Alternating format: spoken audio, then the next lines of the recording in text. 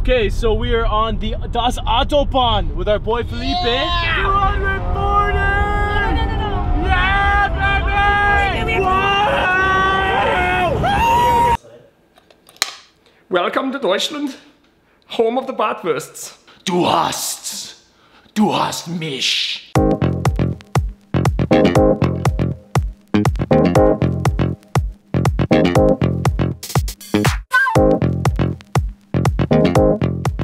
One of the things that we really embraced on this trip through Europe is urban exploration, which is essentially going and exploring abandoned buildings, tunnels, monuments, and things that have been shut down to the public. All right, we're just headed up to Spree Park. We're gonna see if we can get in. It's an abandoned amusement park. We might have to run from security, but... And dogs. Angry dogs. I like dogs. You know why it's abandoned? Why? Because an old lady died on the Ferris wheel. I don't believe you. Guys. Okay, you know what actually happened? There was a crane fixing a roller coaster, and the crane smashed into the carousel and killed about like 7 people.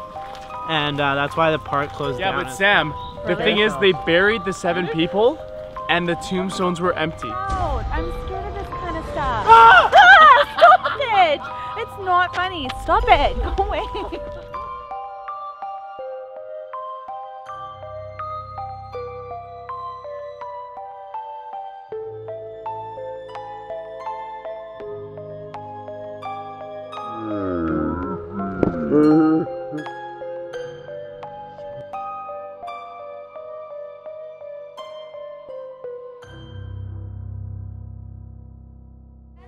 Oh, there's security right there. Really? Where? Yeah, he's coming, he's coming. Toll. Nice, eh? That's good style, my friend. The next police, okay? It was our first kick of the can with urban exploration, and definitely had a lot to learn because we did not succeed in getting into this thing. So we just arrived at St. Christopher's Hostel, and I was hearing some noise coming downstairs. I walked down and there's a comedy show going on. So we grabbed a beer and listened to these guys, and they're actually hilarious. It was all in English. And at the very end of the night, the MC says, for anyone who wants to come on stage next Tuesday, put your name on Facebook. Alex has told me for now 3 years how it's always been his dream to go up and do stand-up comedy. So I went on and registered him. So you can't just get up on stage and wing it. You need to have some kind of preparation. So I told Mike that I wasn't gonna do it because I didn't want to get booed off stage. A few hours before the event, I just said, F it, and I put something together last minute on my phone. Mike, what's gonna happen, Mike? I'm going up on stage next to this guy. Cosmic Comedy Berlin. This is Cosmic Comedy. I want you guys to be really, really nice to him. Just start making some noise. Make some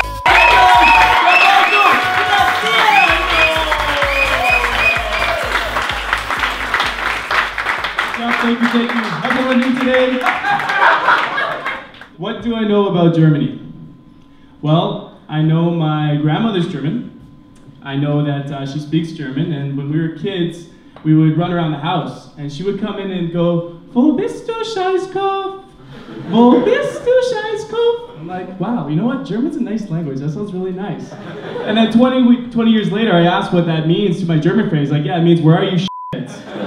What else do I know about German? I know I love you in German is Ich liebe dich. So with all the German I know, I now go around saying Ich liebe dich, Scheißkopf, which means I love you, shitheads. And the German people don't know how to react to that. They're like, he loves me, but he calls me a shithead. You know, I know a German one-liner joke. Are you guys ready for this? Yeah. How many Germans does it take to screw in a light bulb? 9. I have to do it, guys. I have to do it.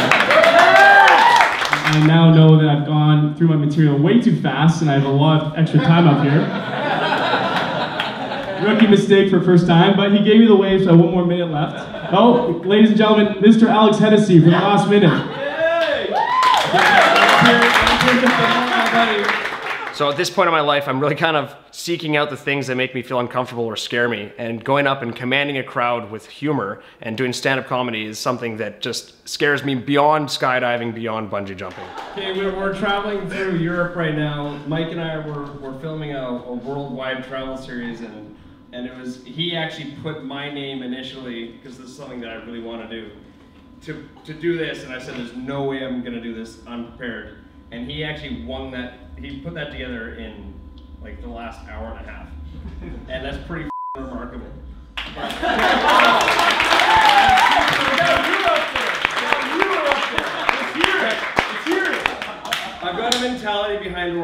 because I don't think it's possible for you to actually enjoy oral sex unless you teach yourself how to be really selfish. And I was raised in a way, I was raised by a single mom, and I was raised to not be selfish. And when I started first receiving oral sex, I was just so sympathetic about her. I was so I can't believe she's doing this for me. But then I realized that there's no way you're ever going to achieve an orgasm if you're constantly thinking about her. You really have to do a complete 180 on that, and you need to start thinking, this is me.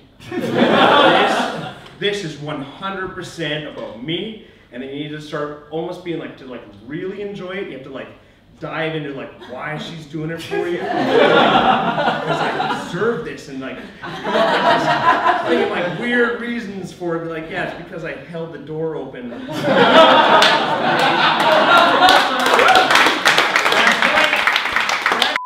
right. Women.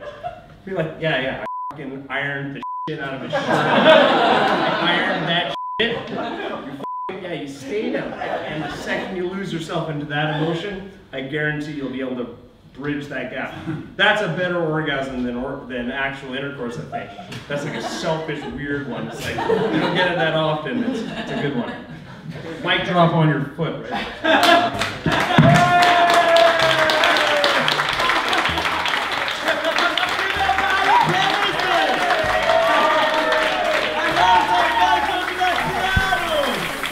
You came up because I called you a pussy earlier. I said to Alex, I've never met him. I was like, oh, look, you're Alex. Oh, you're the guy who's pussy name. And he was like, That's just you and your balls up on the stage, man. That's scary. Right now, I'm yeah. Okay, so right now we're at the Berlin Wall, which was essentially a divide down the middle of Berlin, separating the east and west, which was almost like a divide politically between communism and capitalism. And the whole thing was gray, and it was an incredibly dismal place, but instead of tearing it down, the whole thing is now turned into this spectacular piece of artwork. I've found this throughout Berlin so far, is that they've really, taken their negative history and made something very positive out, and pretty amazing to see.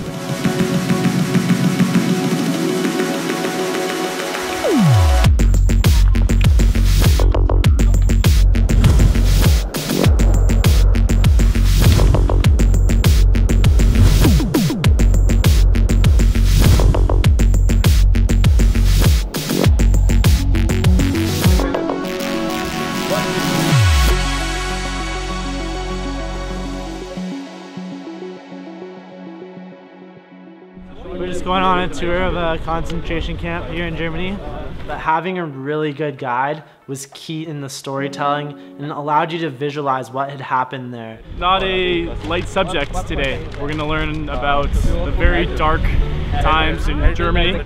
So Sachsenhausen is the name of the camp. No one ever successfully escaped from Sachsenhausen. There are many people who tried over the 9 years the camp was here, but no one ever was successful. Racism, bigotry, anti-Semitism, doesn't need logic or reason, does it? I mean, we're seeing these ideas once again on the rise today. So walking through these gates, it says, "Work will set you free," which is a saying that really hit me hard. Oh, those words do mean you'll be set free in this camp, but that freedom will not be released. That freedom is death. At 5 a.m., all prisoners must be in attendance here, in the presence of Tower A. For it is from Tower A the SS begin roll call. You call the numbers of each and every prisoner, you simply identify that you are present. This is a process that can take about an hour to 2 hours.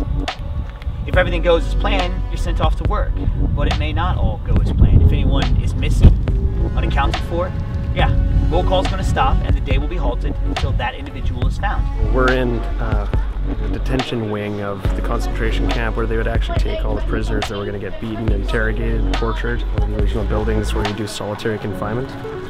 And some people apparently would stay in solitary for up to 5 years, which I can't even wrap my mind around. That's just completely crazy. But it was intentionally outside, so when the tortures were taking place, the screams would carry through the courtyard, and then it would instill more fear and control amongst the people that are being detained here. The execution trench. Originally built as a sand trench, using whatever excess materials were still here, they constructed a temporary execution trench. When the facility became full, a vehicle or a wagon was taken to the trench, bodies were extracted, taken to an off-site location to be disposed of. This was a practice that was stopped in 1941. In 1941, 4 industrialized incinerators were installed over here in the yard, which then allows them to conduct not only the murder on the grounds, but to also cremate the remains on the grounds. Thus, consolidation and a way of keeping secret that which is going on here. Prisoners who were Jewish, prisoners who were homosexuals, when they injured themselves or got ill or sick, they were not going to be given medical attention. Some of the SS physicians who worked here, such as Dr. Ersam, based on his anti-Semitic beliefs, he refused to work or provide medical attention to Jewish prisoners. That means many Jewish prisoners would simply die of diseases that normally wouldn't have been life-threatening because he refused to treat them. So our incredible tour guide, George, he was so passionate, and at the very end, we were leaving Sachsenhausen and walking through the gates, and he stopped us all and said, what you're about to experience is something that very few Jews experienced when they entered these gates, and that we were actually going to leave out the gates as a free person. It was a really, really powerful way to finish the whole tour.